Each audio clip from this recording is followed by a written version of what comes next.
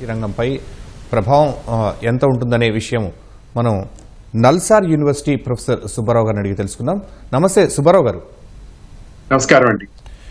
Trump తీసుకున్న నిర్ణయం అసలు సారాంశం ఏంటి? ఒకళ్ళు అంటున్నారు అది ఫీజు కాదు, శాలరీ $1,00,000 ఉన్న వాళ్ళకి అక్కడ అవకాశాలు ఇవ్వాలనే ఉద్దేశంతో ట్రంప్ తీసుకొచ్చారు ఈ ఉత్తర్వు అని చెప్పేసి. ఏమిటిది సార్? ఇవాళ యావరేజ్ గా ఒక ఇండియన్ శాలరీ యుఎస్ లో $1,15,637 ఉన్నదండి. అదే సాఫ్ట్వేర్ లో అయితే $1,47,000 యాన్యువల్ శాలరీలో ఉన్నది. ఇవాళ H-1B వీసాలో వెళ్ళిన ఒక టెక్నికల్ పర్సన్ కి $1,00,000 కట్టడం అనేది అక్కడ అమెరికాలో ఉన్న కంపెనీలకి చాలా పెద్ద భారం అవుతుంది.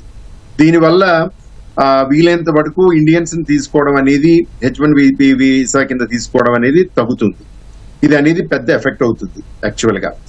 ఇటుపక్క ఇండియన్ ఐటీ కంపెనీస్ ఎవరైతే యుఎస్ లో ఆపరేషన్స్ చేస్తున్నారో లైక్ ఇన్ఫోసిస్, టీసీఎస్ లాంటి కంపెనీలు కూడా ఇండియా నుంచి H-1B వీసాలో చాలా మందిని పంపిస్తూ ఉంటారు. వీళ్ళందరికీ కూడా ఇది చాలా ఎఫెక్ట్ అవుతూ ఉంటుంది. తర్వాత ఎప్పుడైతే H-1B వీసా $1,00,000 పెట్టడం అనేది జరుగుతుందో చాలా మంది బ్యాక్ రావడం అనేది జరుగుతుంది. ద బ్రెయిన్ డ్రైన్ అనేది మనం ఎప్పటి నుంచో అంటున్నాము, అది కొంతవరకు ఎఫెక్ట్ అవుతుంది ఇక్కడ. ఆల్రెడీ దీనివల్ల ఇంకొక పెద్ద ఎఫెక్ట్ ఏమవుతుందంటే మన ఇండియన్ ఎకానమీ కానీ ఇండియన్ ఐటీ ఇండస్ట్రీతో పాటు యుఎస్ ఎకానమీ కూడా చాలా బ్యాడ్ గా ఎఫెక్ట్ అవుతుంది. ఎందుకంటే చాలా మటుకు ఈ ప్రాజెక్ట్స్ లో కానీ కాంట్రాక్ట్ లో కానీ ఇండియన్స్ ని తీసుకోవడం అనేది జరుగుతుంటారు. ఇప్పుడు ఎప్పుడైతే ఎందుకు ఇండియన్స్ ని తీసుకోవడం అనేది జరుగుతుందంటే వీరు టెక్నికల్లీ కాంపిటెంట్ అండ్ లో pay also compare to the other countries in that. దాని విషయంలో ఎప్పుడైతే ఇండియన్స్ మీద ఇప్పుడు 1,00,000 శాలరీ ఇస్తూ 1,00,000 H-1B వీసా చార్జెస్ పే చేయాలి అంటే కంపెనీకి ఓవర్ బర్డెన్ అవుతుంది. ఆల్టర్నేటివ్ అనేది థింక్ చేస్తారు. ఆల్టర్నేటివ్ అనేది ఏంటంటే పర్టికులర్ గా ఉన్నది ఏంటంటే ఆఫ్ షోర్ యాక్టివిటీస్ అవుట్ చేయొచ్చు. బిజినెస్ అనేది ఇండియాలో యాక్టివిటీస్ ఇండియాలోనే జరిగి అక్కడికి ఎక్స్పోర్ట్ చేయొచ్చు, ఎందుకంటే సర్వీస్ సెక్టర్ కాబట్టి మేజర్ గాను. లేదు అంటే ఆల్టర్నేటివ్ కంట్రీస్ లోకి ఇండియన్ టెక్నికల్ పీపుల్ అనేది వెళ్ళడం అనేది జరుగుతుంది. ఇది ఒకటి పెద్దగా. అయితే ఓవరాల్ గా గ్లోబల్ గా జరిగే ఇంపాక్ట్ ఏంటి అంటే టెక్నాలజీ ఇన్నోవేషన్ అనేది కొంచెం కుంటుపడుతుంది. ఎప్పుడైతే లో కాస్ట్ టాలెంట్ ని నెగ్లెక్ట్ చేస్తారో కంపెనీ కాస్ట్ ఆఫ్ ప్రొడక్షన్ అనేది పెరుగుతుంది. ఇప్పుడు అమెరికాలో ఇప్పుడు అమెజానో లేకపోతే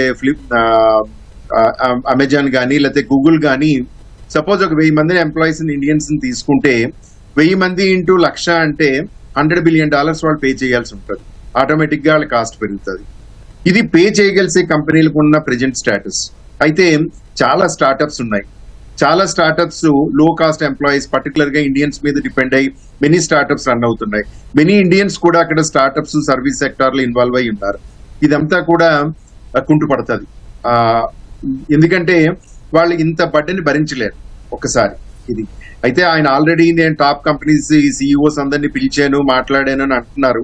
అయితే ఈ ఇమిగ్రేషన్ ని 1,700 నుంచి 4,500 ఇప్పటి వరకు H-1B వీసాకు ఉంది.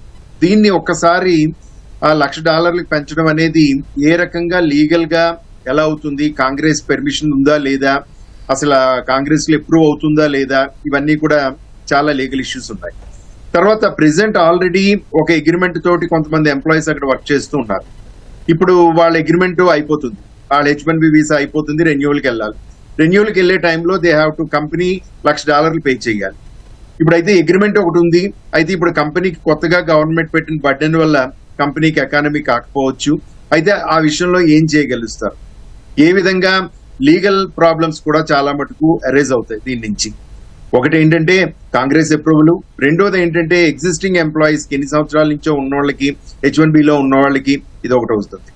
అండ్ ఇంకొక బ్యాడ్ ఎఫెక్ట్ ఏమవుతుందంటే చాలా మంది ఇండియన్ స్టూడెంట్స్ యుఎస్ వెళ్ళేది పర్టికులర్ గా చదువు అయిపోయాక 1.5 year 2 years అయిపోయాక స్టెమ్ కింద 3 years ఉంటుంది. వాళ్ళు ఓటీపీ కిందో ఓపీటీ కింద కానీ ఇంకో రకంగా కానీ అక్కడ జాబ్ గురించి ఆశించి వెళ్తారు. ఆల్రెడీ ఆల్మోస్ట్ 40 to 50% యుఎస్ వెళ్ళే ఇండియన్ స్టూడెంట్స్ నెంబర్ ఈ సంవత్సరం తగ్గిపోయింది. దీనివల్ల కమింగ్ ఇయర్స్ లో యుఎస్ వెళ్ళే ఇండియన్ స్టూడెంట్స్ నెంబర్ ఇంకా ఈవెన్ 20% 25% కూడా తగ్గే అవకాశం అయితే ఉంది.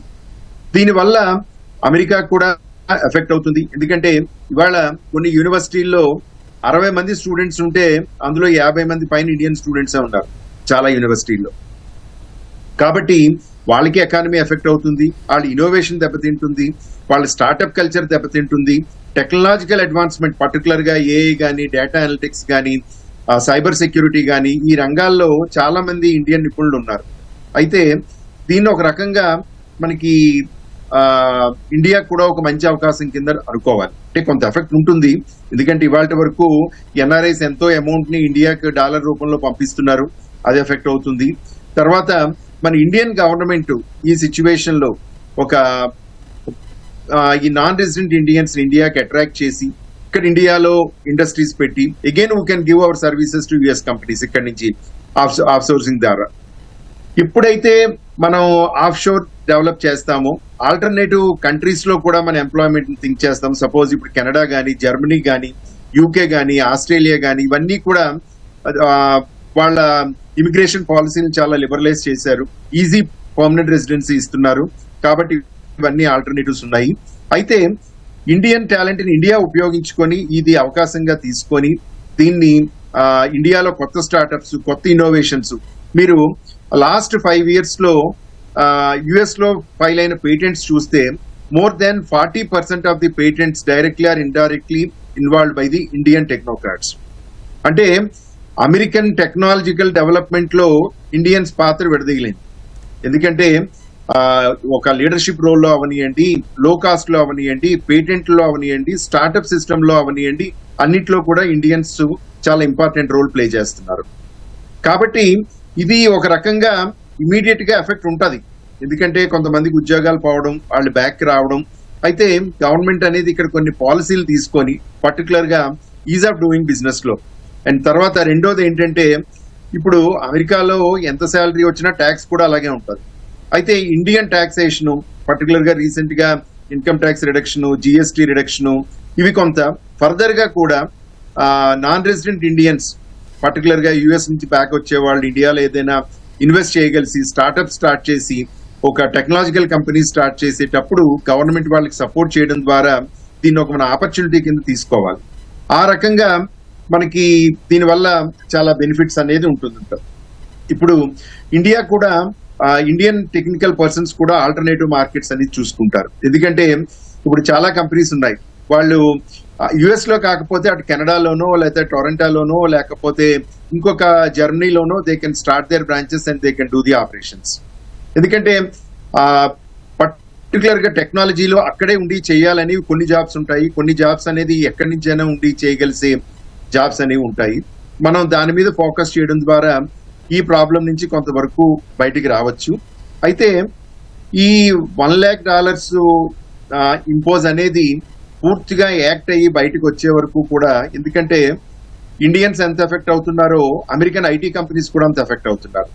ఇప్పుడు ఇదే పాలసీ సపోజ్ గూగుల్లో 1000 మంది ఎంప్లాయీస్ ని తీసుకొని 1000 into 1,00,000 అంటే $100 million కానీ గూగుల్ పే చేయగలిస్తే అమెరికన్ కి ఆటోమేటిక్ గా గూగుల్ ప్రొడక్ట్స్ అన్ని కాస్ట్ పెరిగిపోతాయి, ఆటోమేటిక్ గా వాళ్ళు మార్కెట్ లో ఎఫెక్ట్ అవుతారు. ఇంత ముందులాగా చాలా ఫెసిలిటీస్ ఫ్రీగా ఇవ్వలేరు. ఇవన్నీ ఉన్నాయి కాబట్టి అమెరికన్ ఐటీ కంపెనీస్ కూడా చాలా ఇంపార్టెంట్ రోల్ ప్లే చేసాయి ఇప్పుడు ట్రంప్ గారు అధికారంలో రావడానికి. కాబట్టి వాళ్ళంతా కూడా ప్రెషర్ ఇస్తారు. At the same time government of India కూడా మన ఇండియన్ టెక్నాలజీ, మనం ఇవాళ వరకు ట్రంప్ గారు 50% టారిఫ్ విధించిన కొంతవరకు మనం ఇబ్బంది పడకపోవడానికి కారణం ఏంటంటే ఐటీ సెక్టర్. ఎందుకని ఆయన ఇవాళ వరకు IT sector, service sector, software ని టచ్ చేయలేదు దాని మీద. బట్ ఇవాళ ఇండైరెక్ట్ గా ఐటీ సెక్టర్ ని, ఐటీ పీపుల్ ని టచ్ చేస్తున్నారు.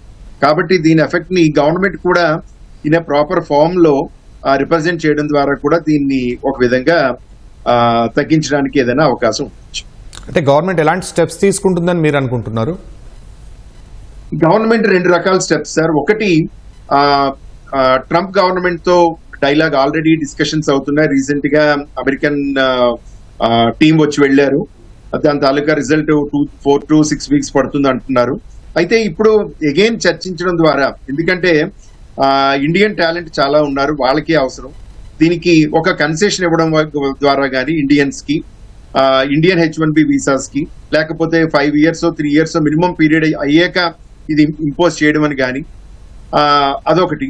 రెండొకటి ఇండియన్ పాలసీని పర్టికులర్ గా నాన్ రెసిడెంట్ ఇండియన్స్ బ్యాక్ వచ్చి వాళ్ళు ఇక్కడ మళ్ళా ఐటీ కంపెనీస్ కానీ ఇంకొక సాఫ్ట్వేర్ కంపెనీస్ కానీ ఆఫ్షోర్ యాక్టివిటీస్ కానీ చేసే వాళ్ళకి ఒక స్పెషల్ ప్యాకేజ్ లాగా కానీ ఒక పాలసీని కానీ గవర్నమెంట్ తీసుకురావడం ద్వారా మన ఫారెన్ ఎక్స్చేంజ్ ఎఫెక్ట్ లేకుండా, మన ఎకానమీ ఎఫెక్ట్ అవ్వకుండా మనం చూసుకోవడానికి ప్రయత్నించవచ్చు.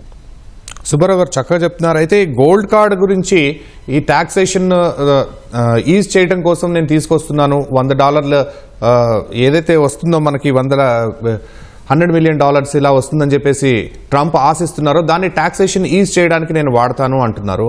ఆ ఎఫెక్ట్ ఇండియాపై ఎట్లా ఉంటుంది, ఈ రంగంపై, ఐటీ రంగంపై ఎలా ఉంటుంది? సార్, టాక్సేషన్ ఈజ్ చేయడం అనేది వాళ్ళ కంట్రీ ఎకానమీకి సంబంధించి ఉంటుంది సార్. ఇప్పుడు కూడా ఆయన ఆర్గ్యుమెంట్ ఏంటంటే అమెరికన్స్ జాబ్స్ లేవు, ఇండియన్స్ తీసుకుంటున్నారు ఆ జాబ్స్. మీరు అమెరికన్స్ జాబ్ సాఫ్ట్వేర్ కానీ టెక్నాలజీ కానీ చాలా లెబోరియస్ టైం టేకింగ్ జాబ్ అండి. ఆ జాబ్ చేయడానికి చాలా ఓపిక, శ్రద్ధ ఇవన్నీ ఉండాలి. చాలా మంది అమెరికన్స్ గంటల తరబడి సిస్టమ్స్ ముందు కూర్చొని వర్క్ చేసే అంత ఓపిక, పేషెన్స్ వాళ్ళకి ఉండదు. రెండొకటి, వాళ్ళకి ఆల్రెడీ ఏదో ఒక జాబ్ వస్తున్నప్పుడు దీని మీద కాన్సన్ట్రేట్ చేయాల్సినంత అవసరం లేదు.